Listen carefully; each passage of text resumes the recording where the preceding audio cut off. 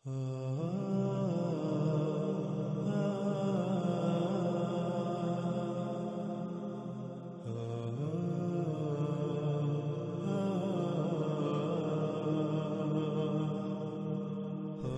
گزشتہ ایک ساتھ میں نہ صرف اللہ کے کلام قرآن سے بلکہ محمد رسول اللہ صلی اللہ علیہ وآلہ وسلم کے الفاظ کی روشنی میں بھی دجال پر کھل کر بات ہو چکی۔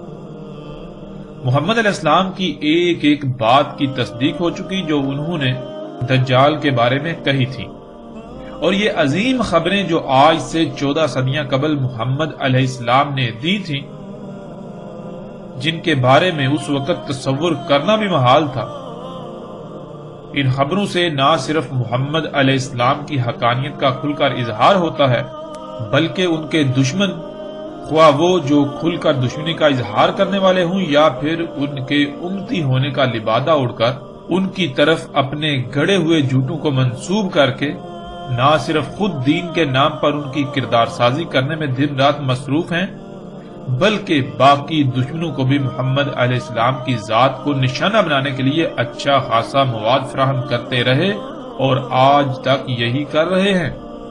یہ سب کے سب دشمن آج اللہ کے فضل سے ذلیل و رسوا ہو گئے۔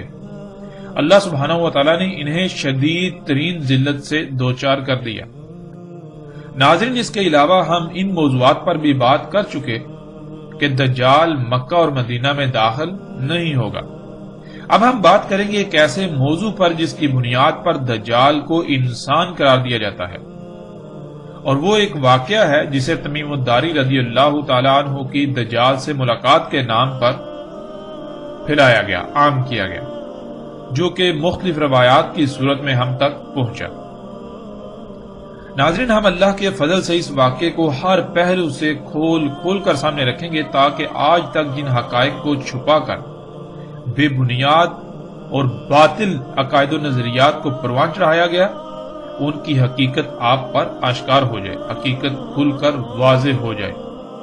حق ہر لحاظ سے کھلنے کے بعد فیصلہ آپ کے ہاتھ میں ہو کہ اگر حق ہر لحاظ سے کھلنے کے باوجود بھی آپ گمراہی کا سودا کرنا چاہیں تو آپ کی مرضی، اور اگر آپ اللہ سے رجوع کریں، حق کو نہ صرف تسلیم کریں بلکہ اس پر عمل کرتے ہوئے دنیا اور آخرت میں فلاح کا سودا کریں، تب بھی آپ کی اپنی ہی مرضی۔ یہ فیصلہ آپ کے اپنے اختیار میں ہے۔ ناظرین، تمیم الداری رضی اللہ تعالیٰ عنہ والے موضوع کی طرف آنے سے پہلے ہم مختصراً اس موضوع پر بات کریں گے کہ کیا دجال انسان ہو سکتا ہے؟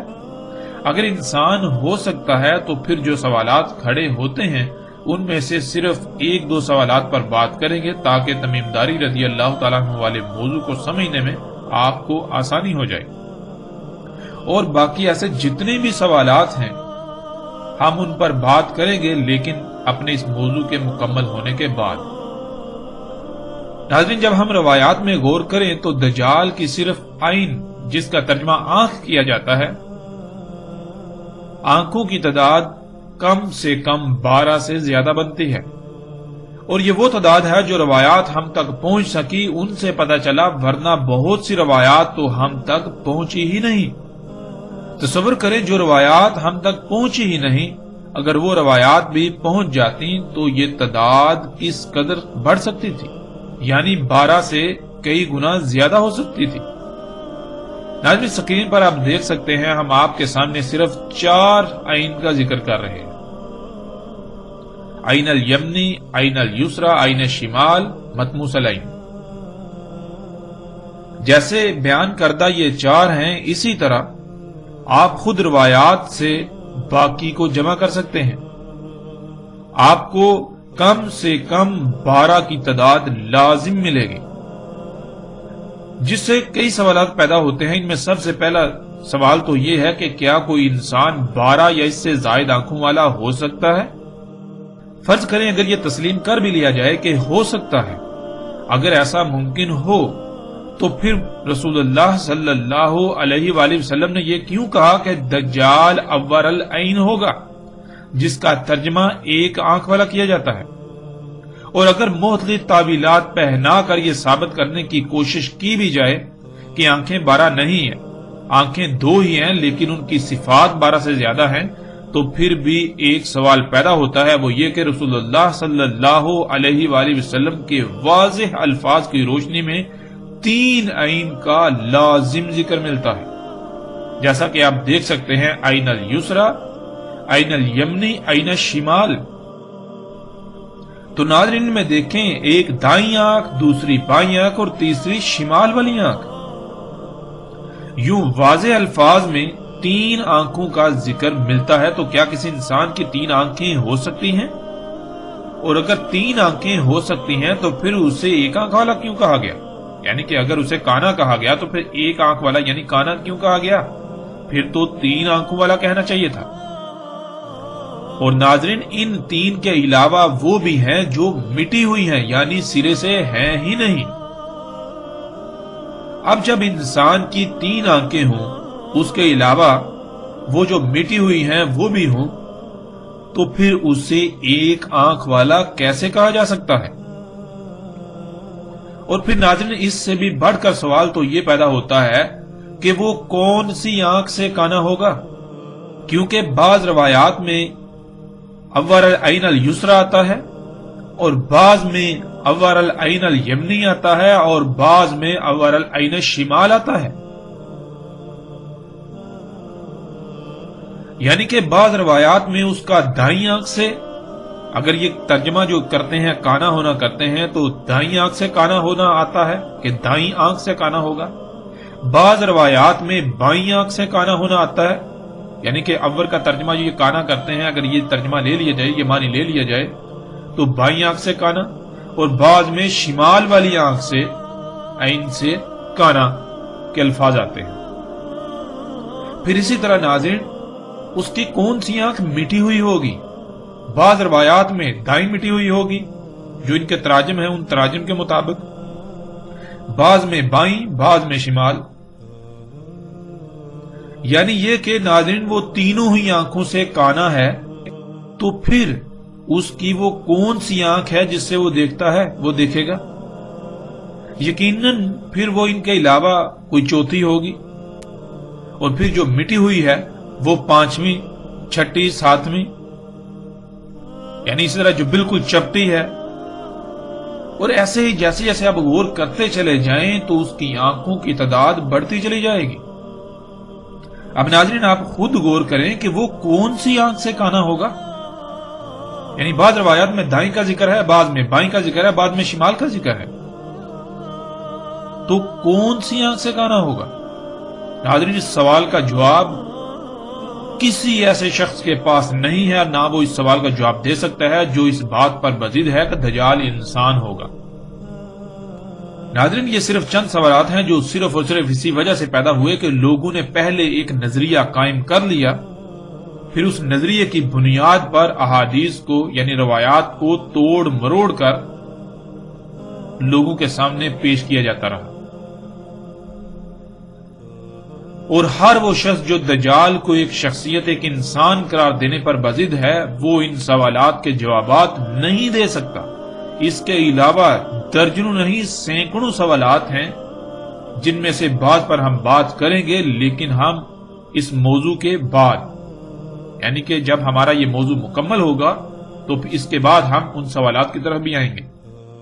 اب جب ناظرین ہم رسول اللہ صلی اللہ علیہ وآلہ وسلم کے الفاظ کو دیکھیں تو رسول اللہ صلی اللہ علیہ وآلہ وسلم نے کہیں بھی یہ نہیں کہا کہ دجال ایک آنکھ والا ہوگا، دجال بائیں آنکھ سے کانا ہوگا، دجال دائیں آنکھ سے کانا ہوگا یا شمال والی آنکھ سے کانا ہوگا، بلکہ رسول اللہ صلی اللہ علیہ وآلہ وسلم کے جو الفاظ ہمیں ملتے ہیں وہ یہ ہیں کہ الدجال اول العین الیسرا، الدجال اول العین الیمنی، الدجال اول العین الشمال، اسی طرح باقی عین کا بھی ذکر ہے۔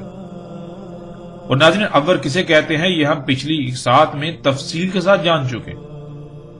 پھر عین کسے کہتے ہیں؟ عین آنکھ کو نہیں کہتے، عین تو کہتے ہیں دیکھنے کے آلے کو، جیسے یعنی کہ اللہ سبحانہ تعالیٰ نے اس بشر کو جو دیکھنے کا آلہ لگایا ہے جسے آپ آنکھ کہتے ہیں، تو جو صفات جو خصوصیات اس آنکھ میں پائی جاتی ہیں وہ خصوصیات و صفات جس شے میں بھی جس آلے میں پائی جائیں گی اس آلے کو اس شے کو عین کہا جاتا ہے۔ ناظرین کسی ایک بھی روایت میں یہ نہیں ہے کہ رسول اللہ صلی اللہ علیہ وآلہ وسلم نے یہ کہا ہو کہ دجال کی ایک آنکھ ہوگی۔ یہ سب کا سب آپ کو تراجم و تفاسیر میں ملے گا، عربی متن میں ایسا کچھ بھی نہیں ہے، اور ایسا آپ کو تراجم و تفاسیر میں اس لیے ملے گا کیونکہ لوگوں نے جو خود کو علماء کہلاتے رہے اور کہلاتے ہیں، انہوں نے دجال کے بارے میں پہلے ایک نظریہ قائم کیا، پھر اپنے اسی نظریے کو، اپنے اسی عقیدے کو روایات کی صورت میں پیش کیا، روایات کو اسی طرح سے توڑا مروڑا گیا۔ اللہ کے فضل سے دجال کے موضوع پر جب بات مکمل ہو چکے گی تو ہم آخر میں ان کے تراجم و تفاسیر کی بھی اچھی طرح سے پول کھولیں گے، آپ کے سامنے حقائق بالکل ہر لحاظ سے سامنے رکھیں گے۔ ناظرین، کسی بھی روایت میں یہ نہیں ہے کہ دجال کی ایک آنکھ ہے، پھر کبھی کہا جاتا ہے کہ وہ دائیں آنکھ سے کانا ہے، کبھی کہا جاتا ہے وہ بائیں آنکھ سے کانا ہے، کبھی کہا جاتا ہے شمال والی آنکھ سے کانا ہے، پھر اس طرح کبھی کہا جاتا ہے کہ دائیں والی جو آنکھ ہے اس سے وہ اس کی سپاٹ ہوگی، یا اس طرح کے ایسے جتنے بھی تراجم موجود ہیں، کوئی ایک بھی ترجمہ عربی زبان کے اصولوں پر پورا نہیں اترتا، اس کا عربی متن کے ساتھ دور دور تک کوئی تعلق نہیں ہے۔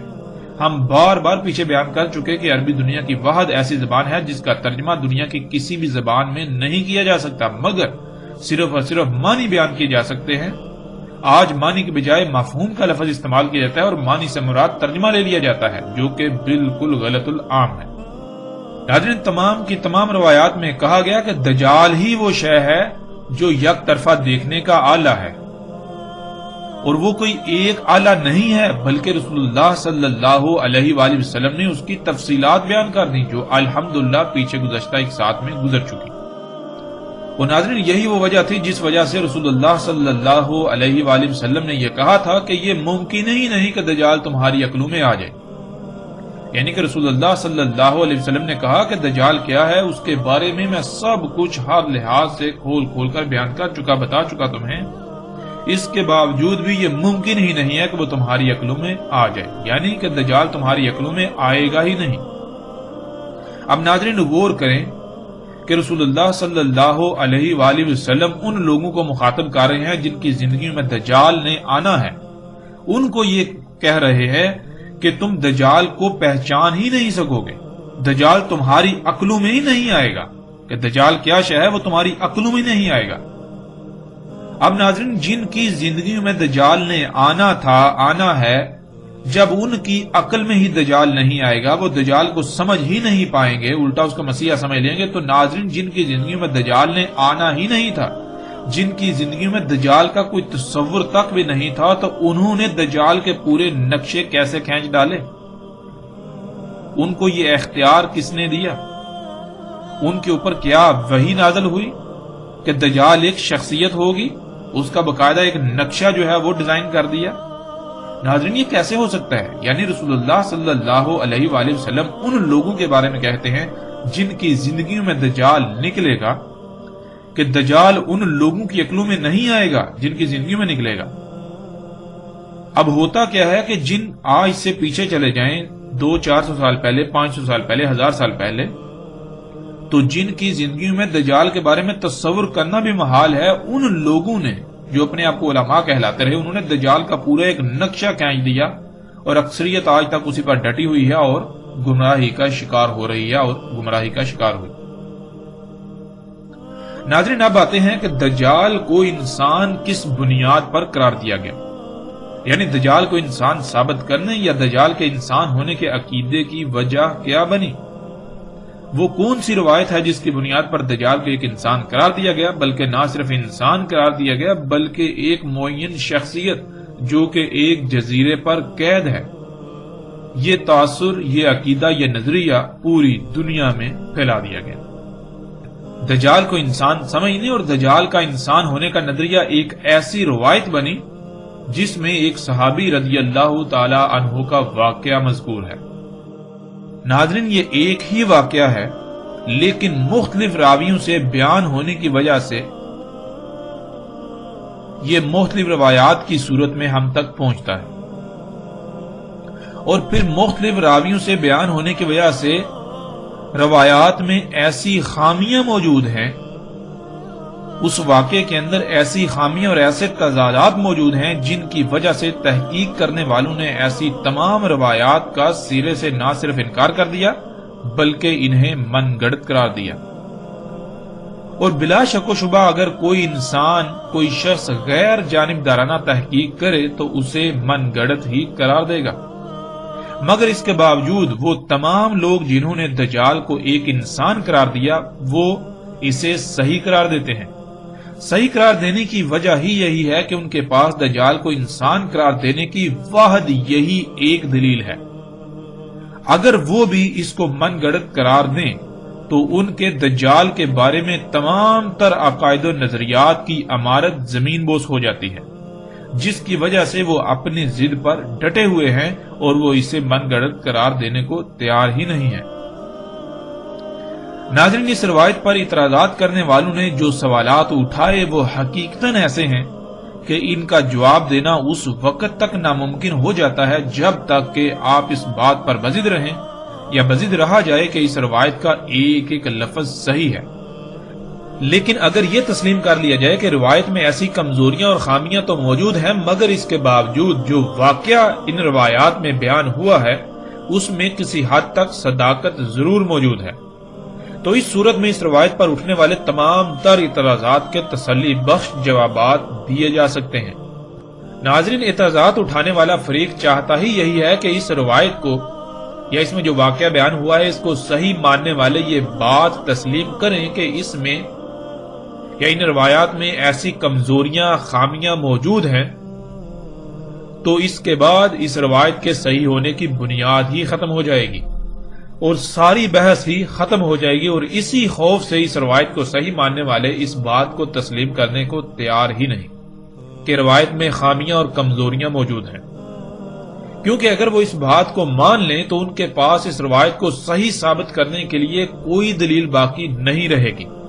یوں ان کے دجال کے بارے میں یہ عقائد زمین بوس ہو جاتے ہیں کہ دجال ایک انسان ہے، اور یہی وہ نہیں چاہتے کہ ایسا ہو، اور ایسے تمام کے تمام لوگ، خواہ ان کا کسی بھی فرقے سے تعلق ہو، وہ روایات کے ایسے تراجم و تشریحات کرتے ہیں جن سے نہ صرف روایت کے اصل متن میں پیدا ہونے والے تمام تر سوالات غائب کر دیے جاتے ہیں، بلکہ دجال کو انسان ثابت کرنے والے اپنے نظریات کو ایک مضبوط بنیاد فراہم کرتے ہیں جو محض ترجمے کی حد تک سخت دھوکے پر مبنی ہوتی ہے۔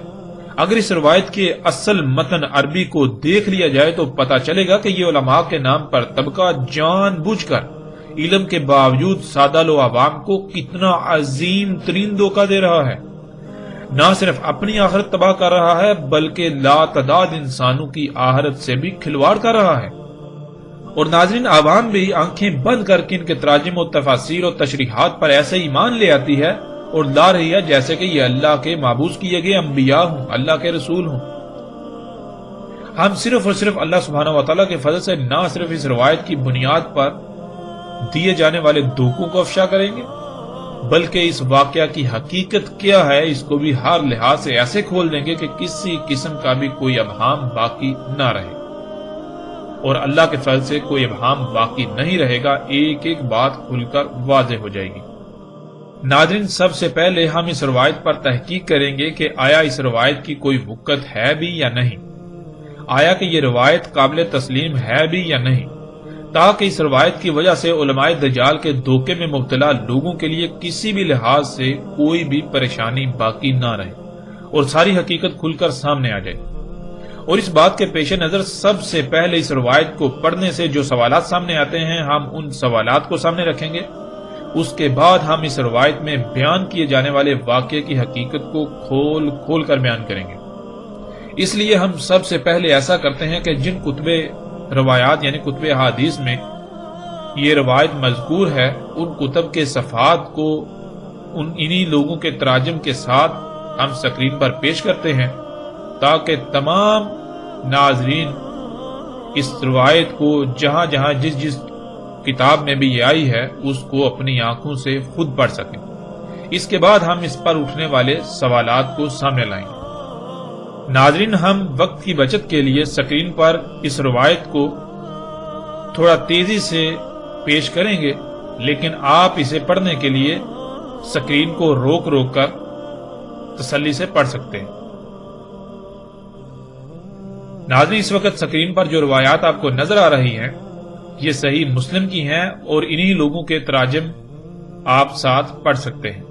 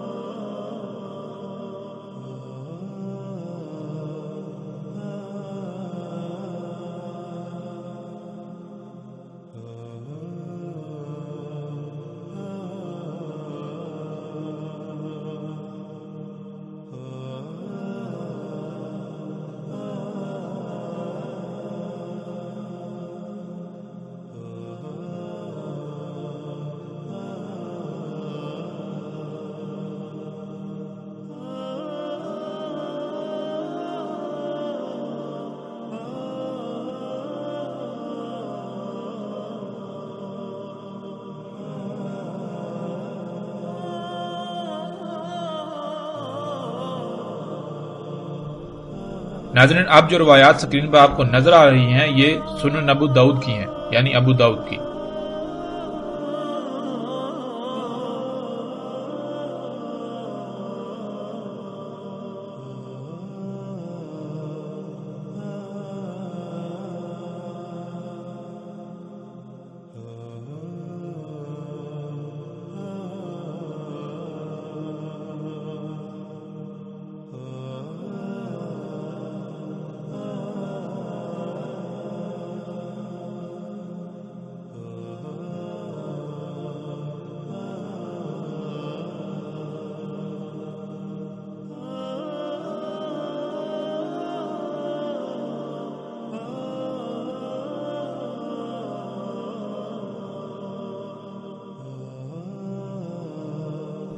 اب جو روایات آپ کو سکرین پر نظر آ رہی ہیں وہ مسند احمد بن حنبل کی ہیں، مسند احمد کی۔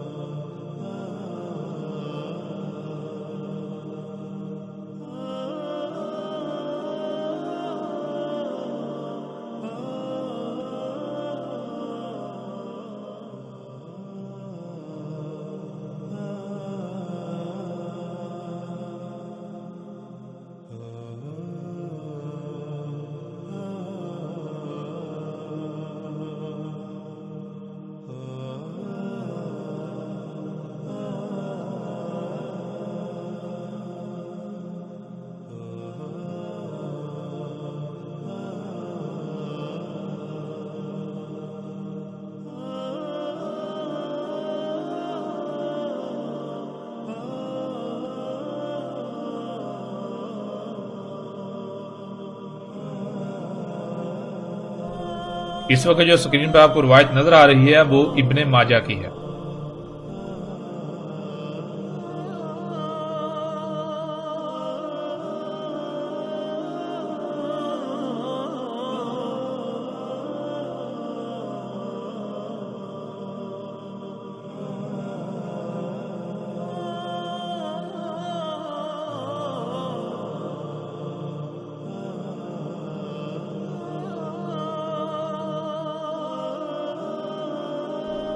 ناظرین، ان روایات کو آپ خود پڑھ چکے، اب ان روایات میں پیدا ہونے والے سوالات کو ہم سامنے لائیں گے۔ ان میں سب سے پہلا سوال ہے، سوال نمبر 1۔ آپ نے خود پڑھ لیا کہ ایک مقام پر مذکور ہے کہ فاطمہ بنت قیس کہتی ہیں کہ وہ بیوہ ہو گئی اور عدت گزاری، جیسا کہ سکرین پر آپ کو مسلم کی روایت کا متن نظر آ رہا ہے۔ اور ناظرین جیسے ہی ہم آگے بڑھیں تو دوسرے مقام پر بیوہ کی بجائے طلاق کا ذکر ہے کہ طلاق کے بعد عدت گزار رہی تھی، جیسا کہ سکرین پر آپ کو روایت کا متن نظر آ رہا ہے۔ ناظرین اب سوال یہ پیدا ہوتا ہے کہ آیا ان میں سے کون سی بات ٹھیک ہے؟ یہ ایک ایسا تضاد ہے جو اس روایت کی صحت کو مشکوک بنا دیتا ہے۔ اس سوال کا جواب دینے کے لیے اسماء اور رجال پر تحقیق کرنے والوں نے یہ ثابت کیا کہ فاطمہ بنت قیس بیوہ نہیں تھی، بلکہ وہ اس وقت مطلقہ تھی، یعنی طلاق یافتہ تھی، ان کو طلاق ہوئی تھی۔ وہ عبداللہ بن عمر بن عثمان کے نکاح میں تھیں اور انہوں نے طلاق دی تھی۔ اس پر مسند احمد میں کئی روایات موجود ہیں کہ انہیں طلاق ہوئی تھی۔ روایت کی صحت کو بچانے کے لیے اس مسئلے کا حل تو نکال لیا گیا، لیکن اس حال نے ناقابل حل سوال کو جنم دے دیا، وہ یہ کہ روایت کے مطابق عدت گزارنے سے پہلے ہی ان کی طرف کئی اصحاب رسول کی طرف سے نکاح کا پیغام بھیجا گیا۔ اب سوال یہ پیدا ہوتا ہے کہ کیا اصحاب رسول کو اتنا بھی علم نہ تھا کہ اللہ سبحانہ وتعالی یہ آیات نازل کر چکے ہیں کہ طلاق یافتہ عورت کی عدت پوری ہونے سے پہلے اس کی طرف نکاح کا پیغام نہیں بھیجا جا سکتا، کیونکہ اللہ سبحانہ وتعالی نے دوران عدت دوبارہ رجوع کی گنجائش رکھی ہے۔ اب یہ کیسے مان لیا جائے کہ اصحاب رسول نے ایک طلاق یافتہ عورت جو ابھی عدت میں ہے اس کی طرف نکاح کا پیغام بھیج رہے ہیں؟ کیا رسول اللہ صلی اللہ علیہ وآلہ وسلم کے اصحاب کو اتنا بھی علم نہ تھا؟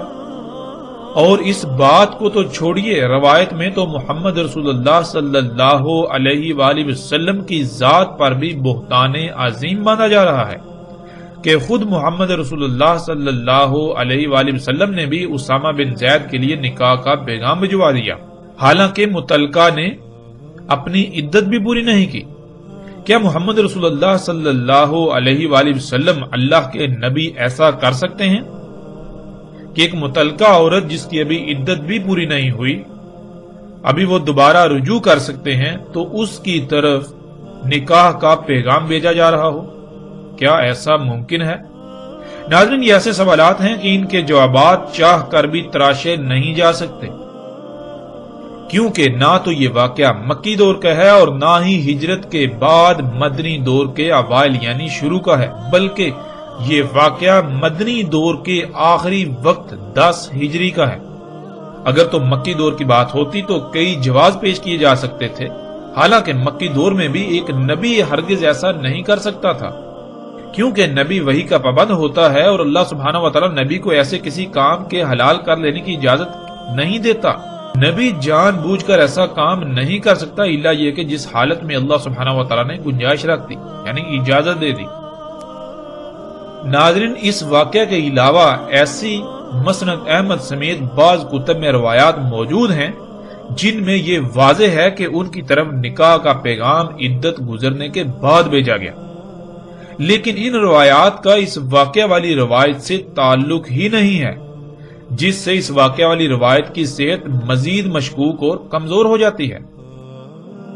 سوال نمبر 2، مسلم کی روایت میں دیکھیں کہ شبی کہتے ہیں کہ وہ فاطمہ بنت قیس سے پوچھنے گئے کہ متعلقہ عورت عدت کہاں گزارے، جیسا کہ سکرین پر آپ کو روایت کا عکس نظر آ رہا ہے۔ ناظرین اب سوال یہ پیدا ہوتا ہے کہ جب شبی مدینہ آئے ہی تھے اور ان کا سوال تھا تو انہوں نے اس سوال کے جواب کے لیے فاطمہ بنت قیس کے پاس جانا ہی کیوں مناسب سمجھا؟ کیا امہات المومنین مدینہ میں موجود نہیں تھی؟ کیا خلیفہ موجود نہیں تھے؟ یا کوئی ایسا مرد موجود نہیں تھا جو ان کے اس سوال کا جواب دے سکتا تھا؟ اور پھر ناظرین اس سے بھی بڑا سوال تو یہ پیدا ہوتا ہے کہ اس روایت سے تو یہ بات ثابت ہوتی ہے کہ نعوذ باللہ ثم نعوذ باللہ اصحاب رسول قرآن سے ہی ناواقف تھے۔ کیا اللہ سبحانہ وتعالی نے قرآن میں متعلقہ کی عدت گزارنے کی صراحت کے ساتھ وضاحت نہیں کر دی؟ کیا قرآن میں آیات موجود نہ تھیں جو وہ قرآن کو چھوڑ کر فاطمہ بنت قیس کے ہاں جا پہنچے؟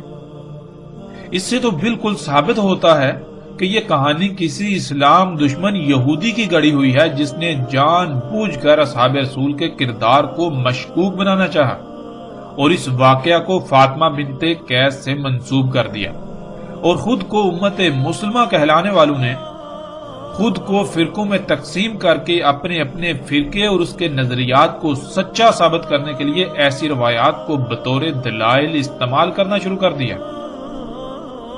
اب ناظرین آتے ہیں اگلے سوال کی طرف۔ سوال نمبر 3، اس روایت کے تمام مقامات کو سامنے رکھیں تو جو تضادات سامنے آتے ہیں وہ آپ کے سامنے ہیں۔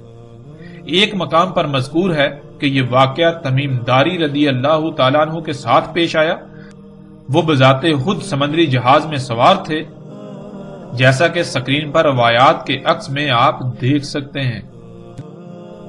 پھر ناظرین دوسرے مقام پر تمیم داری رضی اللہ تعالیٰ عنہ کی بجائے ان کے چچا زاد کا ذکر ہے کہ یہ واقعہ تمیم داری کے ساتھ پیش نہیں آیا بلکہ ان کے چچا زاد کے ساتھ پیش آیا، اور اس کو بھی آپ سکرین پر دیکھ سکتے ہیں۔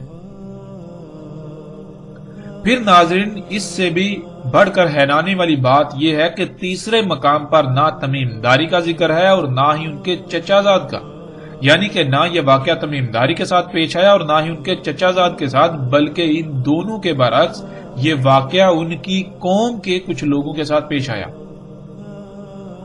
سکرین پر آپ اس کو دیکھ سکتے ہیں۔ پھر ناظرین مزید حیرانگی والی بات تو یہ ہے کہ چوتھے مقام پر یوں مذکور ہے کہ پہلے رسول اللہ صلی اللہ علیہ وآلہ وسلم کہتے ہیں کہ تمیم داری میرے پاس آئے، مجھے خبر دی، اور ساتھ ہی یہ بھی آ جاتا ہے آگے کہ مجھے خبر تمیم داری کے چچا زاد نے دی، جیسا کہ آپ روایت کو سکرین پر دیکھ سکتے ہیں۔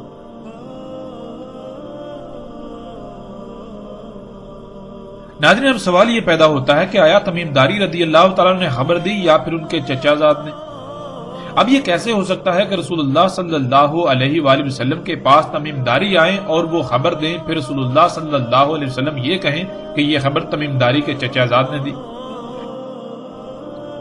پھر ناظرین پانچویں مقام پر نہ تمیم داری رضی اللہ تعالیٰ کا ذکر ہے اور نہ ہی ان کے چچا زاد کا، اور نہ ہی ان کی قوم کے ان لوگوں کا جن کا پیچھے ذکر ہو چکا، بلکہ اس مقام پر ان کی قوم کے نامعلوم لوگوں کا ذکر ہے کہ یہ واقعہ ان کے ساتھ پیش آیا، جیسا کہ سکرین پر آپ روایت کے عکس کو دیکھ سکتے ہیں۔ ناظرین اب آپ ان پانچوں مقامات کو سامنے رکھیں تو سامنے آنے والے تضادات ایسے ہیں جو اس روایت کی صحت کو نہ صرف مشکوک بنا دیتے ہیں بلکہ ناقابل قبول بنا دیتے ہیں اور من گڑت قرار دیتے ہیں۔ لیکن حیران کن بات یہ ہے کہ خود کو علماء کہلانے والوں کی اکثریت نے عام عوام میں یہی پھیلایا ہوا ہے کہ یہ واقعہ تمیم داری رضی اللہ تعالیٰ عنہ کے ساتھ پیش آیا، اور اس کا دوسرا رخ جو ابھی سامنے لایا جا رہا ہے، ہم آپ کے سامنے لا رہے ہیں، اس کو سرے سے چھپا دیا جاتا ہے، جو کہ بہت بڑا دھوکہ ہے۔ آپ اپنی آنکھوں سے تمام مقامات کو سامنے رکھ کر فیصلہ کریں کہ کیا سب کو ہی صحیح تسلیم کیا جا سکتا ہے؟ حالانکہ واقعہ تو صرف ایک ہی ہے، واقعہ ایک سے زائد نہیں، ایک ہی واقعہ ہے۔ یہ بات اس روایت کی صحت کو غیر معمولی طور پر مشکوک بنا دیتی ہے۔ اور ناظرین سب سے بڑا سوال تو یہ پیدا ہوتا ہے کہ جن لوگوں نے آج تک دھوکہ دیا وہ اس دوسرے پہلو کو سامنے کیوں نہ لے کر آئے؟ کیوں نہ ان دونوں پہلوؤں کو عوام کے سامنے، لوگوں کے سامنے رکھا اور پھر یہ کہا کہ فیصلہ آپ کے ہاتھ میں، آپ کے اختیار میں، آپ خود فیصلہ کرو؟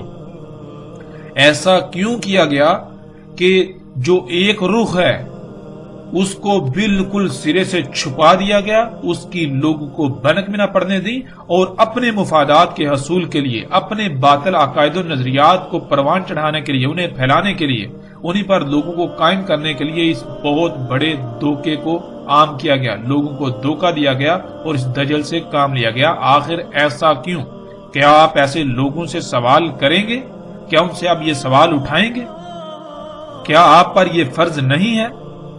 پھر ناظرین آگے بڑھتے ہیں۔ سوال نمبر 4، ایک مقام پر مذکور ہے کہ رسول اللہ صلی اللہ علیہ وآلہ وسلم نے عشاء کی صلاۃ کے بعد یہ واقعہ بیان کیا،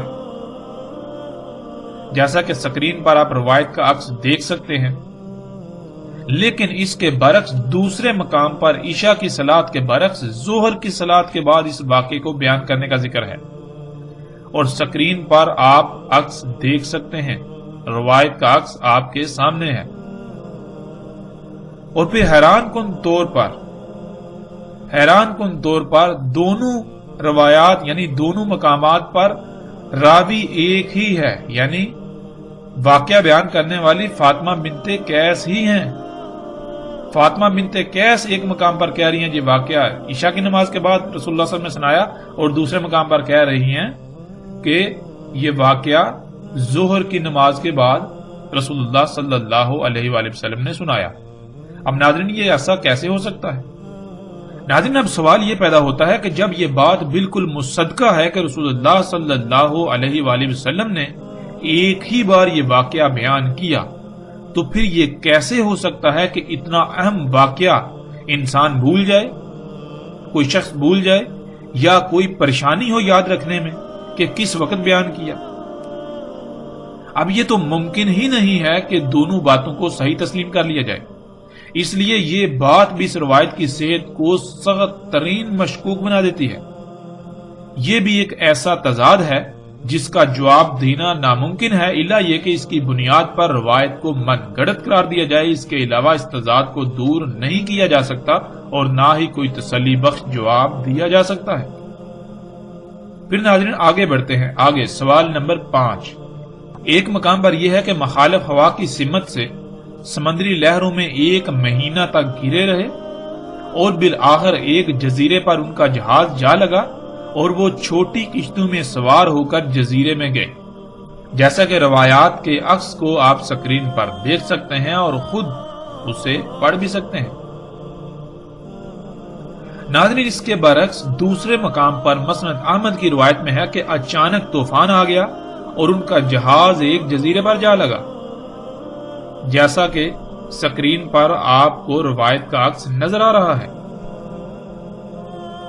ناظرین اس کے برعکس تیسرے مقام پر یہ مذکور ہے کہ جہاز میں سوار لوگوں کا کھانا ختم ہو گیا اور وہ کھانے کی تلاش میں خود جزیرے پر گئے، اور اسے بھی سکرین پر آپ دیکھ سکتے ہیں۔ اور پھر ناظرین انتہائی حیران کن طور پر چوتھے مقام پر ان تینوں کے برعکس پانی کا ذکر ملتا ہے کہ پانی ختم ہو گیا اور پانی کی تلاش میں جزیرے میں گئے، سکرین پر آپ دیکھ سکتے ہیں۔ پھر ناظرین چھٹے مقام پر یہ مذکور ہے، یعنی کہ پہلے 5 مقامات کی نفی کرتے ہوئے، پہلی 5 باتوں کی نفی کرتے ہوئے چھٹے مقام پر یہ مذکور ہے کہ ان کا جہاز ٹوٹ گیا یعنی تباہ ہو گیا، اور وہ لوگ جہاز کے تختے پر سوار ہو کر ایک جزیرے پر جا لگے، اور اسے بھی آپ سکرین پر اپنی آنکھوں سے دیکھ سکتے ہیں۔ اور ناظرین امام ابو داؤد نے تو اپنی مسند ابو داؤد میں، جو کہ صحاح ستہ میں سے ایک کتاب ہے، اس میں یہاں تک لکھا ہے کہ ان میں سے صرف ایک ہی شخص زندہ باقی بچا، باقی سب کے سب غرق ہو گئے، اور جو زندہ بچا اس میں تمیم داری کا نام ہی نہیں بلکہ کسی اور کا نام ہے، جیسا کہ آپ سکرین پر اس کا عکس بھی دیکھ سکتے ہیں۔ امام ابو داؤد کے الفاظ کو خود دیکھ سکتے ہیں۔ امام ابو داؤد اپنے الفاظ میں بالکل واضح یہ کہتے ہیں کہ ابن زدران بصری واحد ایسے شخص تھے جو بچے تھے، باقی سب کے سب غرق ہو گئے تھے۔ ناظرین اب سوال یہ ہے کہ ان میں سے کون سی بات کو سچ مان لیا جائے اور باقی سب کو رد کر دیا جائے؟ اتنے بڑے اور غیر معمولی تضادات اس روایت کو من گڑت قرار دینے کے لیے کافی ہیں، اور یہ ایسے سوالات ہیں جن کا جواب دینا ناممکن ہے۔ اور پھر سوال یہ پیدا ہوتا ہے کہ جب ان کا جہاز تباہ ہو گیا تو وہ لوگ واپس کیسے آئے؟ یعنی کہ اگر امام ابو داؤد کی بات کو ایک طرف رکھ دیا جائے، چھوڑ دیا جائے کہ باقی سب غرق ہو گئے، صرف ایک شخص بچا، اگر یہ تسلیم کر لیے جہاز غرق ہو گیا اور وہ سب بچ گئے، لیکن وہ سب کے سب لوگ جہاز تباہ ہونے کے باوجود واپس کیسے آ گئے؟ کس طرح واپس پہنچے؟ امام ابو داؤد کے مطابق ان میں صرف ایک ہی شخص زندہ بچا، باقی سب غرق ہو گئے، تو پھر یہ سب رسول اللہ صلی اللہ علیہ وآلہ وسلم نے بیان کیوں نہ کیا؟ وہ شخص وہاں سے واپس کیسے آیا؟ اس کی بجائے تمیم داری رضی اللہ تعالیٰ عنہ نے واقعہ کیوں سنایا؟ نہ صرف تمیم داری رضی اللہ تعالیٰ عنہ کا ذکر آتا ہے بلکہ ان کے چچا زاد کا بھی اور ان دونوں کے علاوہ غیر معلوم شخصیت کا بھی ذکر آتا ہے، اور پھر ان تینوں کے برعکس ان کی قوم یا پھر ان کی قوم کے بھی غیر معلوم لوگوں کا ذکر آتا ہے۔ آخر یہ سب تضادات کہاں سے آ گئے؟ کہیں پر پانی کی تلاش میں جزیرے پر جانے کا ذکر تو کہیں پر روٹی کی تلاش میں، کہیں پر جہاز بٹک کر خود ہی جا لگا، کہیں پر جہاز تباہ ہو گیا۔ آخر یہ تمام تر سوالات کے جوابات کیسے حاصل ہو سکتے ہیں؟ یہ ایسے سوالات ہیں جو اس روایت کو من گڑت قرار دینے کے لیے کافی ہیں، اور کوئی بھی اس کی مخالفت نہیں کر سکتا۔ اگر کوئی مخالفت کرے گا تو اس کو ان تمام سوالات کے جوابات دینا لازم ہوں گے، جو کہ ناممکن ہے۔ اس طرح ناظرین، سوال نمبر 6 ایک مقام پر یہ ہے کہ رسول اللہ صلی اللہ علیہ وآلہ وسلم نے خود تمیم داری سے یہ سن کر بیان کیا، لیکن دوسرے مقام پر اس کے برعکس یہ مذکور ہے کہ رسول اللہ صلی اللہ علیہ وآلہ وسلم نے تمیم داری رضی اللہ تعالیٰ عنہ کو سامنے نکالا اور تمیم داری نے یہ واقعہ لوگوں کے سامنے بیان کیا، جیسا کہ آپ سکرین پر روایات کے عکس کو دیکھ سکتے ہیں۔ ناظرین، اب یہاں سوال یہ پیدا ہوتا ہے کہ ان میں سے کس بات کو صحیح تسلیم کیا جائے؟ اگر دونوں میں سے ایک کا رد کیا جائے تو اس کی بنیاد کیا ہوگی؟ یہ کیسے ثابت ہوگا کہ جسے رد کیا جا رہا ہے، جسے ترک کیا جا رہا ہے وہی غلط ہے، اور جو بات لی جا رہی ہے وہی ٹھیک ہے؟ یہ بھی تو ہو سکتا ہے کہ دونوں ہی غلط ہوں۔ یہ سوال بھی اس روایت کی صحت کو مشکوک اور ناقابل اعتماد بنا دیتا ہے۔ اب ناظرین بڑھتے ہیں اگلے سوال کی طرف۔ سوال نمبر 7 روایات میں مذکور ہے کہ جساسہ سے ملاقات ہوئی اور یہ کہا جاتا ہے کہ وہ ایک جانور تھا، تو یہاں سوال یہ پیدا ہوتا ہے کہ کہیں اسے جانور لکھا اور کہا جاتا ہے، اور کہیں پر یہ کہا جاتا ہے کہ وہ ایک عورت تھی جس پر اتنی کثرت سے بال تھے کہ اس کے اگلے اور پچھلے حصے کا پتہ ہی نہیں چلتا تھا، جیسا کہ سکرین پر روایات کو آپ دیکھ سکتے ہیں، خود پڑھ سکتے ہیں۔ تو ناظرین، کیا وہ جانور تھا یا ایک عورت؟ اگر جانور تھا تو اس جانور نے ان سے کس زبان میں بات کی اور کیسے بات کی؟ وہ لوگ عرب تھے تو ظاہر ہے ان کی زبان عربی تھی، تو اس جانور نے ان کے ساتھ عربی زبان میں اتنی روانی سے کیسے بات کی؟ کیا ایسا ممکن ہے؟ اور اگر وہ جانور نہیں تھا بلکہ عورت تھی تو وہ عورت وہاں کہاں سے آ گئی؟ اور پھر وہ کیسی عورت تھی جس پر بالوں کی اتنی کثرت تھی کہ نہ ہی اس کا اگلا اور نہ ہی اس کا پچھلا حصہ واضح تھا، پچھلے حصے کا پتہ چلتا تھا؟ کیا کوئی انسان ایسا ہو سکتا ہے، یعنی کوئی بشر ایسا ہو سکتا ہے؟ اور اس عورت نے ان سے کس زبان میں بات کی؟ اگر عربی میں بات کی تو وہ عورت عربی کیسے جانتی تھی؟ ناظرین، یہ ایسے سوالات ہیں کہ جن کے جوابات دینا بالکل ناممکن ہے۔ جیسے جیسے ہم آگے بڑھیں گے، آگے چل کر اس چیز کی بالکل کھل کر وضاحت ہو جائے گی کہ وہ جساسہ کیا تھا جس کو عورت کہا گیا، بلاہر اس کی حقیقت کیا تھی۔ ہر لحاظ سے الحمدللہ آگے جا کر وضاحت ہو جائے گی۔ اب بڑھتے ہیں آگے سوال نمبر 8 کی طرف۔ سوال نمبر 8 ناظرین، ایک مقام پر ہے کہ انہوں نے جساسہ پر سلام بھیجا اور اس نے ان کے سلام کا واپس جواب بھی دیا، لیکن اس کے برعکس دوسرے مقام پر ملتا ہے کہ انہوں نے کہا تیرے لیے ویل ہو، جس کے معنی ہلاکت کے کیے جاتے ہیں، حالانکہ ویل جہنم کی گاٹیوں میں سے ایک گاٹی ہے۔ ان دونوں مقامات کو واضح طور پر روایات کے دیے گئے عکس میں آپ سکرین پر دیکھ سکتے ہیں۔ ناظرین، یہ بھی ایک غیر معمولی تضاد ہے۔ اگر تو جساسہ جہنمی تھا تو انہوں نے اس پر سلام کیسے بھیجا؟ اور اگر وہ جنتی تھا تو انہوں نے اس کے لیے ویل کیوں کہا؟ یہ غیر معمولی تضاد ہے، اس روایت کو مشکوک اور ناقابل تسلیم بنا دیتا ہے۔ اور پھر ناظرین، ان میں سے ظاہر ہے ایک ہی بات سچ ہو سکتی ہے، دونوں تو سچ نہیں ہو سکتی۔ سلام بھی بھیج رہے ہیں اور ویل بھی بھیج رہے ہیں، اور کب؟ جب اس سے سامنا ہوا، اس سے ملاقات ہوئی، یعنی کہ ملاقات کی ابتدا کی بات ہو رہی ہے۔ ناظرین، اس کا جواب بھی دینا ایسے لوگوں کے لیے ناممکن ہے جو محض اپنی ضد اور انا کی خاطر، اپنے باطل نظریات کو کھوکھلی بنیاد فراہم کرنے کی خاطر اس روایت کو سینے سے لگائے پھرتے ہیں۔ چاہے ان کے اس فعل سے ساری انسانیت گمراہ ہو جائے، انہیں اس کی کوئی پرواہ نہیں، بلکہ ان کو اپنی انا، ضد، ہٹ درمی اور باطل عقائد سے بڑھ کر اور کچھ بھی عزیز نہیں ہے۔ حالانکہ ایسے لوگوں کو چاہیے تھا اور چاہیے کہ پیچھے اگر کوئی غلطی ہوئی، جو غلطی کی ہے تو اس کی آگے اصلاح کریں، اس کو نہ دہرائیں۔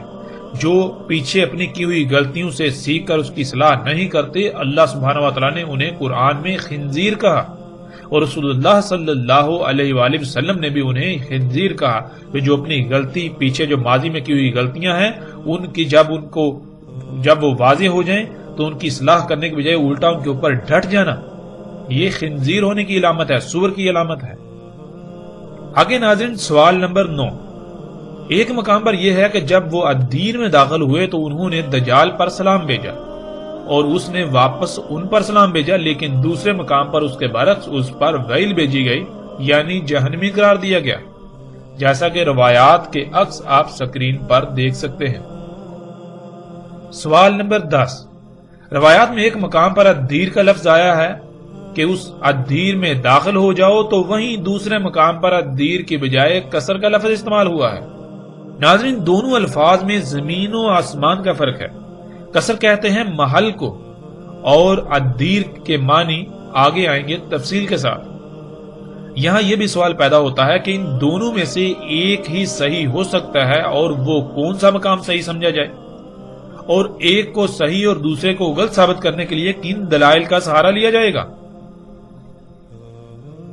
کہ جس سے انسان کو تسلی ہو جائے کہ یہی صحیح ہے۔